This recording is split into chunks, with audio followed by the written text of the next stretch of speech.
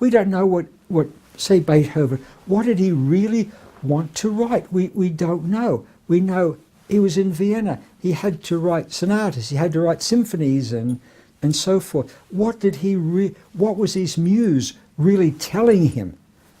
Asking him, pleading with him, yearning to be expressed.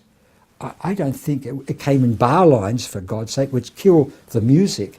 What form would it have taken? You know, I wish we knew. I have a funny feeling.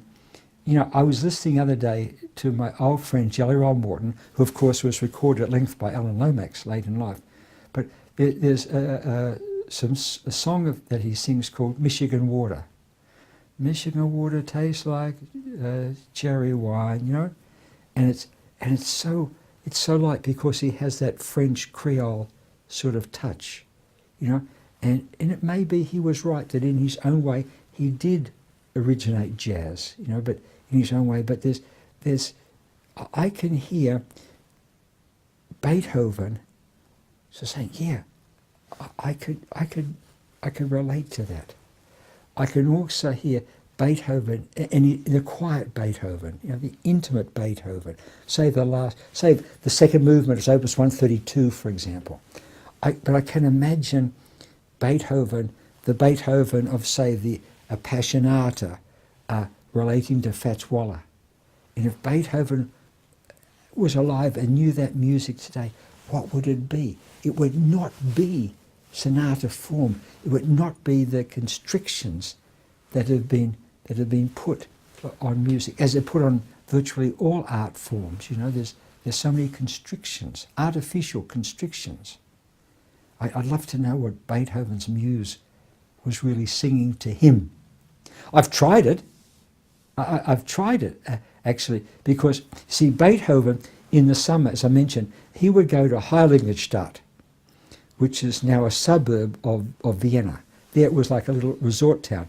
And he'd go there in the summer, and he'd walk in the fields or the woods, whatever it was then, and he'd hear these motifs and so forth. He'd write them down.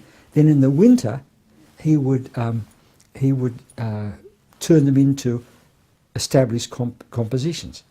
By the way, did you know Beethoven, in the middle of winter, used to run half naked all around the walls of the city of Vienna? You don't think of Beethoven as being so masculine and so muscular. And he had, when he died, they said he had the body of a peasant. You know, he was the strong man, and his music is so strong like that, you see. So I went to Heiligenstadt, which is now sort of a suburb of Vienna, and I tried walking and dancing in some of the fields where he may have been. And I tried hopping and all sorts, and tried to get into some of his rhythms.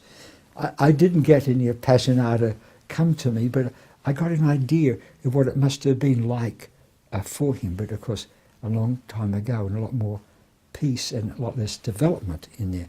But there was this sense of what was coming up freely, and I found myself moving in ways I hadn't moved before, trying to allow myself to be free like that.